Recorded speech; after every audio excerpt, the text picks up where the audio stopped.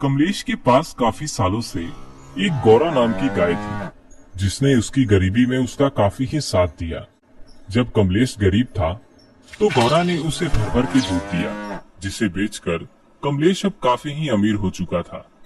लेकिन अब वक्त ऐसा आ गया था कि गौरा काफी ही बूढ़ी हो चुकी थी, तो वो ना ही दूध दे सकती थी और ना ही बच्चे। लेकिन गौरा की ही जन्मी दो बेटियां कोमल और सोनल अपनी माँ का फर्ज निभाते हुए कमलेश को अब काफी ही अच्छा खासा दूध दे रही थी, जिससे कमलेश अभी भी अपना व्यापार अच्छे से चला पा रहा था। मेरी प्यारी बच्चियों, मुझे तुम पर गर्व है कि तुम मालिक को अभी भी अच्छा खासा दूध दे रही हो। मैं तो अब बूढ़ी हो चुकी हूँ, मुझे तो मालिक अब ऐसे ही ढो रहे हैं। ना तो मैं दूध दे सकती हूँ और ना ही बच्चे। मैं तो मालिक पर अब बोझ बन चुकी हूँ। ऐसा क्यों कह रही हैं माँ? आपने जो गरीबी में मालिक के लिए किया है वो हम दोनों मिलकर भी नहीं कर सकते। आप मालिक के लिए कभी भी बोझ नहीं बन सकती। आपने उनके लिए बहुत कुछ किया है। हाँ, तो मालिक भी मेरे लिए बहुत कुछ कर रहे हैं।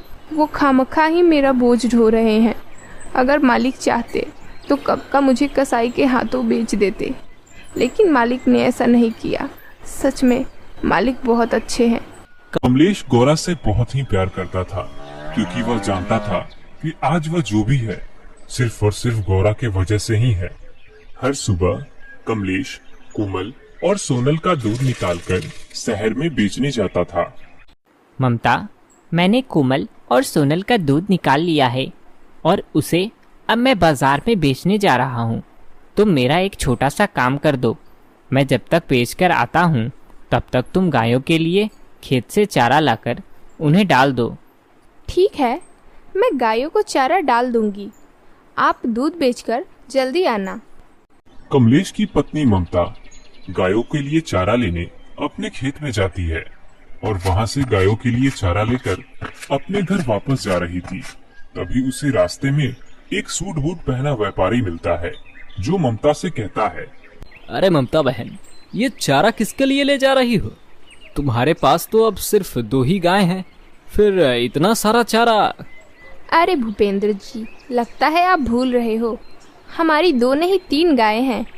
एक गौरा भी तो है, उसके लिए ही ले जा रही हूँ। अच्छा, गौरा के लिए भी ले जा रही हो? अरे ममता बहन, मेरी मानो, आपकी बूढ़ी हो चुकी गाय गौरा तो अब ना ही दूध देती होगी और ना ही बच्चे। फिर तुम खामखा ही उसकी बोझ क्यों ढो रही हो? अगर तुम चाहो तो मैं उसका अच्छा खासा दाम दिलवा दूंगा। अगर बेचना हो तो मुझे कहना। बात तो आप सही कह रहे हैं। ठीक है, मैं अपने पति से इसके बारे में बात करके आपको बताऊंगी। फिर ममता अपने घर वापस चली जाती है।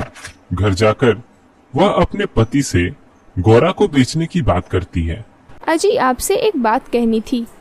आज रास्ते में भूपेंद्र भाई मिले थे। वो गौरा को बेचने के बारे में बता रहे थे। बोल रहे थे कि गौरा की अच्छी खासी दाम दिलवा देंगे। आपका इसके बारे में क्या विचार है? वैसे भी वह अब दूध तो देती नहीं है, खामखा हम पर बोझ बनी हुई है। ममता, मुझे तुम्हारी इस बात को सुनकर बहुत ही दुख हुआ और मुझे ये कहते हुए भी बहुत ही शर्म आ रही है कि तुम मेरी पत्नी हो। तुमने आखिर गौरा को बेचने की सोच भी कैसे ली?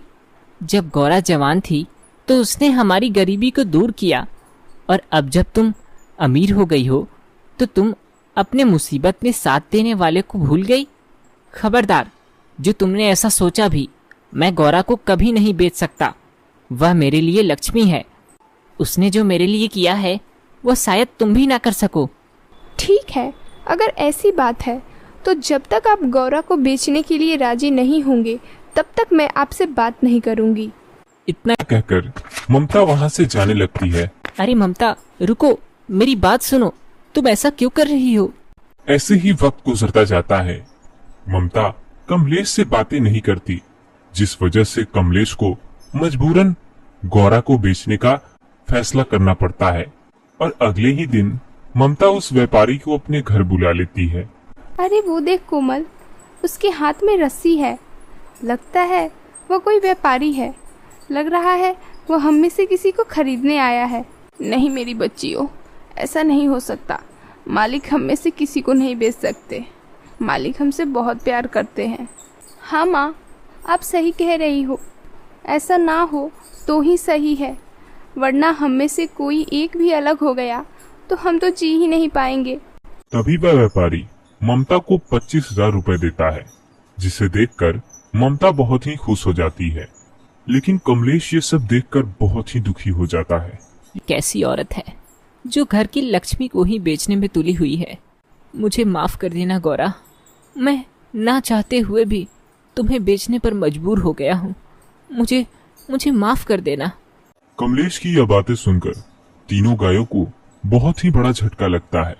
देख लिया ना माँ, आप कहती थी ना मालिक आपको कभी नहीं बेचेंगे। मालिक ने क्या किया, आपको व्यापारी के हाथों बेच दिया। आपने गरीबी में कितना साथ दिया है उनका। अब यह व्यापारी आपको कसाई के हाथों बेच देगा।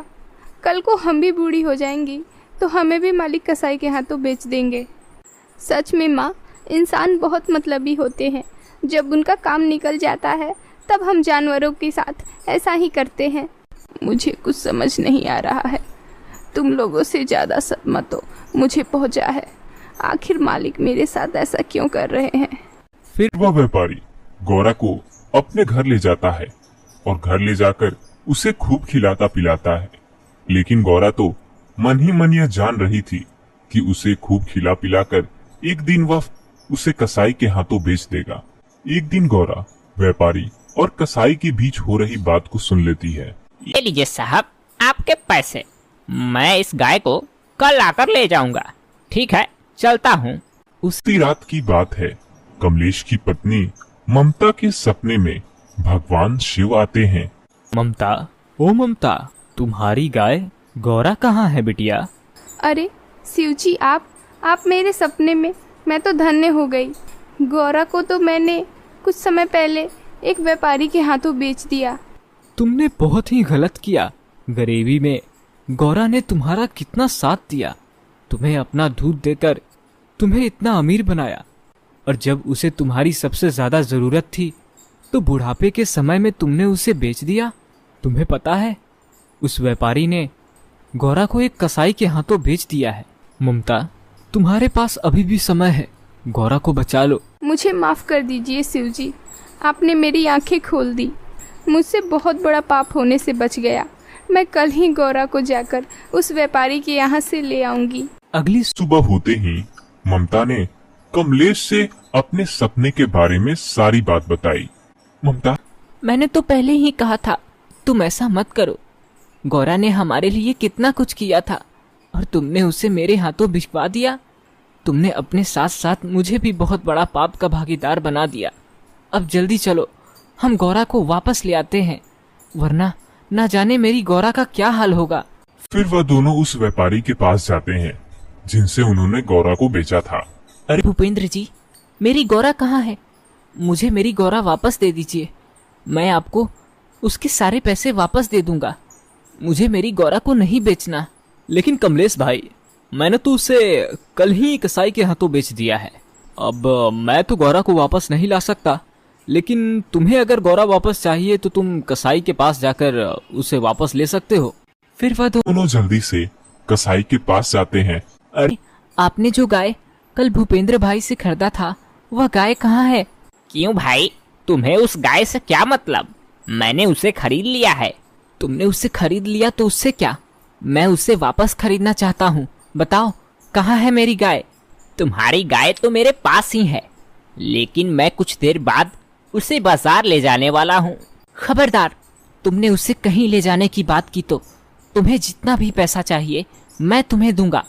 तुम मेरी गौरा को मुझे वापस कर दो। ठीक है, मुझे तो पैसों से मतलब है, लेकिन उसके अब दुगुना पैसे लगेंगे, क्योंकि उसे चारा भी तो खिलाया है मैंने। अरे ठीक है, तुम्हें जितना भी पैसा चाहिए मैं तुम्हें दूंगा, लेकिन मेरी गौरा को मुझे वापस कर दो। फिर कमलेश ने उस कसाई को दुगुना पैसे देकर गौरा को वापस अपने घर ले गया। गौरा को अपने पास देखकर कोमल और सोनल बहुत ही खुश हुए और उनके जान में जान आई। फिर कमलेश और उनकी तीनों गाय खुशी खुशी रहने लगी और कमलेश का दूध का व्यापार अच्छे से चलता रहा। कहानी अच्छी लगे तो प्लीज़ सब्सक्राइब कीजिए और बेल आइकन का बटन दबाइए।